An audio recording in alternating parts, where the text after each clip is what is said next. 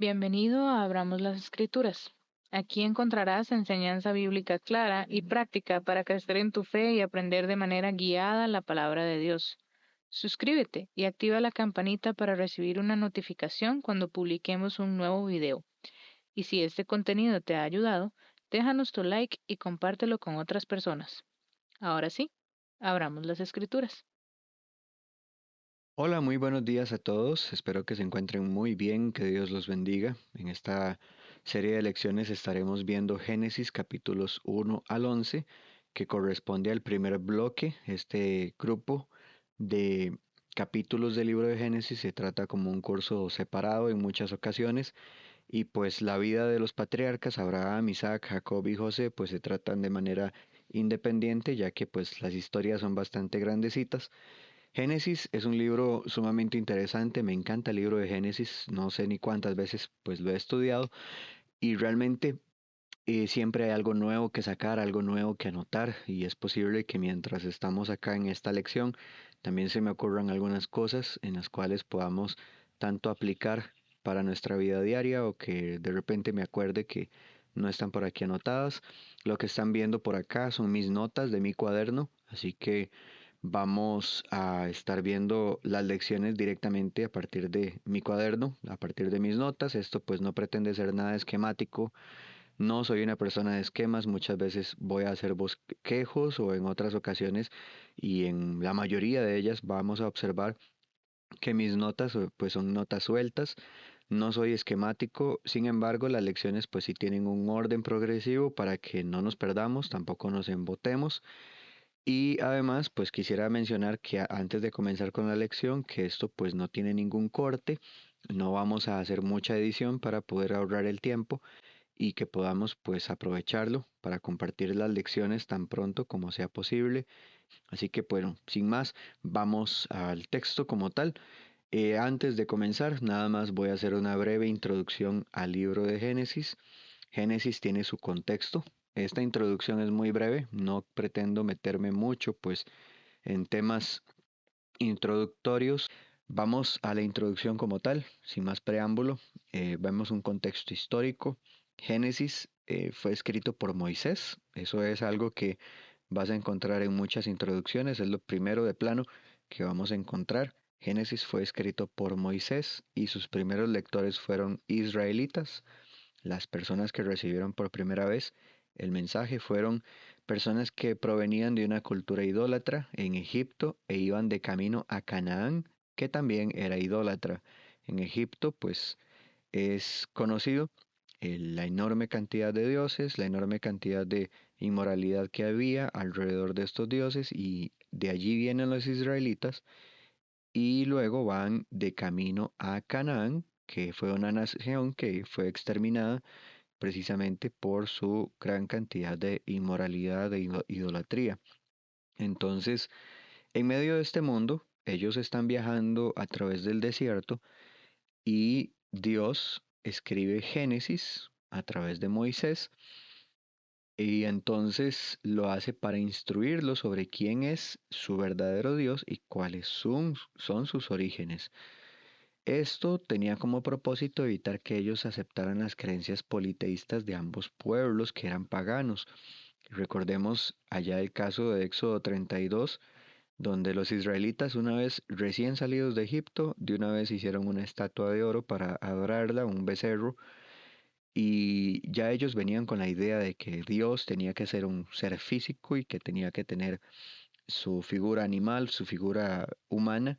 Entonces, de una vez, pues empieza la escritura de Génesis para prevenirlos a ellos de que vuelvan a repetir ese evento y además va a servir para que cuando entren en la tierra que Dios les prometió y conquisten ese pueblo o conquisten esa tierra, eviten caer en las costumbres paganas, algo que pues lamentablemente ellos no aceptaron, ellos rechazaron el libro de Génesis, ya que pues cayeron rapidito en idolatría, ellos constantemente una y otra vez pues fallaron a Dios.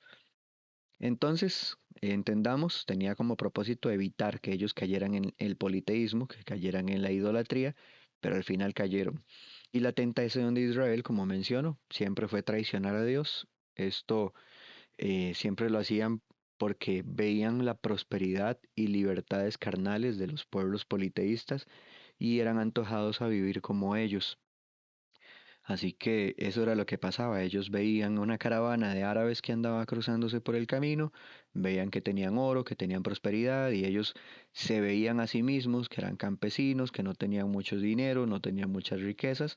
Entonces hacían alianzas. Le decían al árabe, te cambio a mi hija por tanto dinero y tantas estatuas de oro, y se dejaban las estatuas de oro creyendo que eran riquezas, y después de eso comenzaron a idolatrarlas. Básicamente así funcionaba el intercambio de culturas. Ellos vendían a sus hijas, vendían a sus hijos en matrimonio o como esclavos, y a cambio pues obtenían dinero, y tenían que hacer en medio de esta alianza una aceptación de los dioses de esos pueblos, ya sean árabes, egipcios, cananeos, en fin, eran un montón de personas que cruzaban por su tierra, extranjeros que comerciaban, y a fin de cuentas pues les terminaban pasando sus ídolos y los contaminaban con la idolatría. La tentación de Israel siempre fue traicionar a Dios, siguiendo falsos dioses, eh, porque creían que con esos dioses iban a obtener la prosperidad que sus vecinos o sus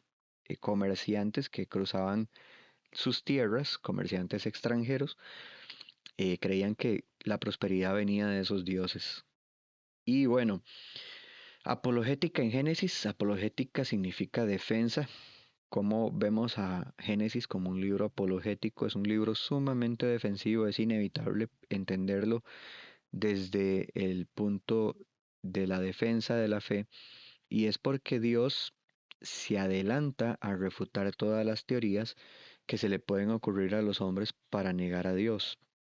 Cualquiera que sea la creencia, ya sea el ateísmo, politeísmo, panteísmo, animismo, son un montón de ideas que han sido inventadas por los hombres, y todas encuentran su refutación en Génesis.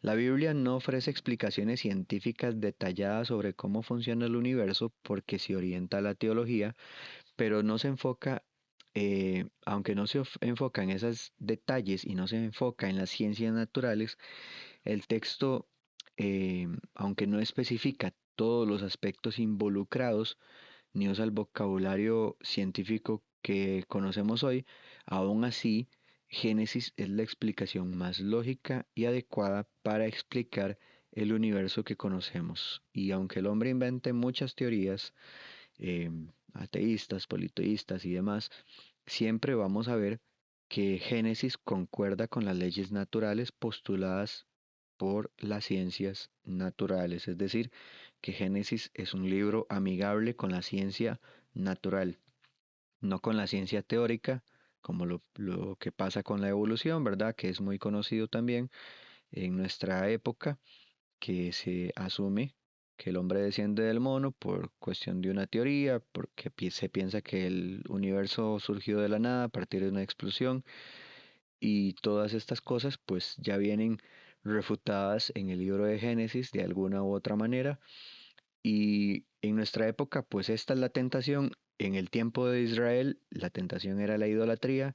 En otras culturas la tentación puede ser otra, no lo sé cómo funciona, pero ciertamente en nuestro mundo occidental pues se tiene la tendencia a basar la ciencia en teoría, y eso pues no está bien. Las ciencias naturales, lo que son hechos físicos comprobados y reales, pues sí son amigables en todo sentido con el Génesis.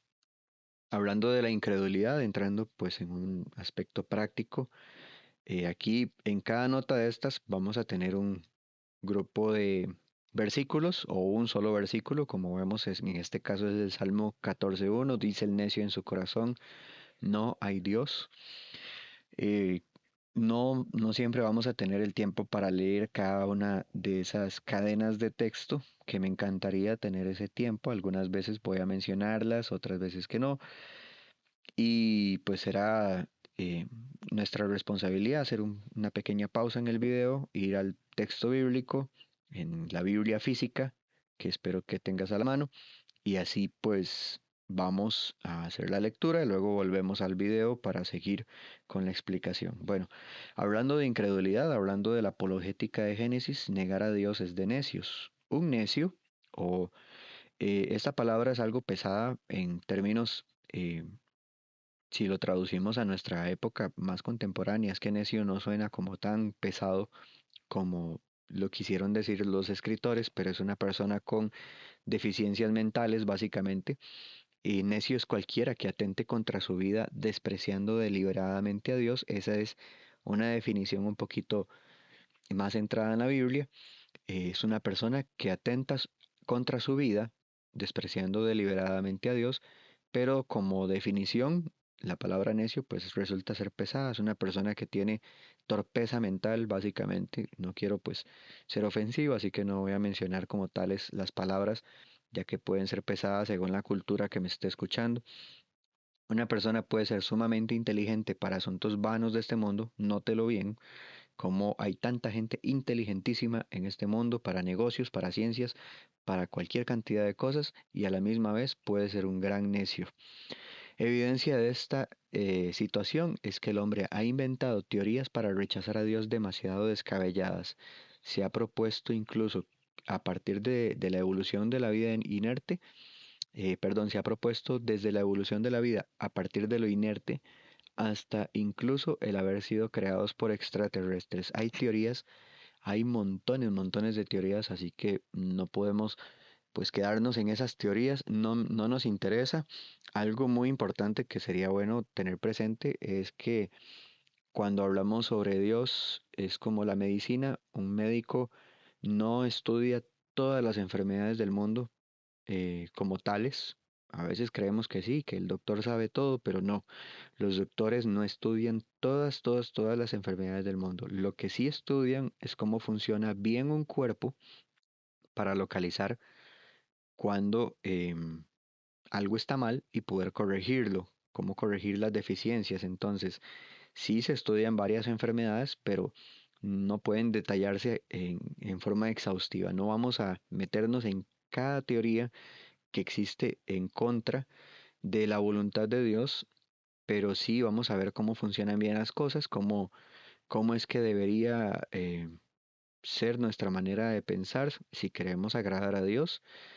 Y pues quiero compartir 4 razones por las cuales las personas deciden rechazar a Dios e inventarse cualquier cantidad de ideas descabelladas.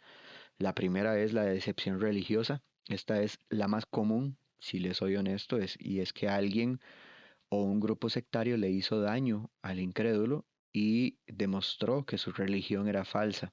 Entonces la persona incrédula decide rechazar la religión en absoluto, le echa la culpa a Dios o piensa que Dios no existe porque tal persona que era una sectaria, que era inmoral, era hipócrita, demostró eh, que la religión o seguir a Dios pues no es conveniente. Entonces una decepción religiosa puede llevar a la incredulidad a cualquier persona con toda la razón. Y realmente en esto, cuando hablamos con una persona que no cree en Dios, se le da la razón, tiene toda la razón de sentirse decepcionado de muchas personas que entre comillas se dicen ser creyentes. Sin embargo, no se le da la razón en que no debería pues culpar a Dios o hacer que Dios sea el que lleva la consecuencia de, del rechazo hacia la religión. Dios no tiene la culpa. Deberíamos ser como aquel buscador de perlas de Mateo 13, como la perla de gran precio.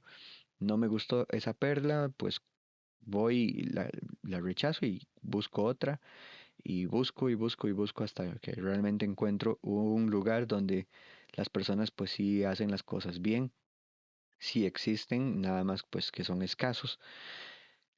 Lo siguiente que encontramos por lo que una persona decide rechazar a Dios es la presión cultural. Los centros educativos promueven teorías necias de los hombres y cualquiera que acepta esto pues es visto como inteligente y cualquiera que acepta a Dios es visto como menos inteligente. En las escuelas públicas, centros educativos de todas partes, ¿verdad? Que han aceptado las teorías necias de los hombres como hechos y pues siempre van a tender a esto, van a rechazar o van a hacer ver que la fe es de tontos o la fe es de personas menos inteligentes y el incrédulo decide rechazar a Dios para congraciarse con quienes le rodean. Eso es algo que pasa muchas veces.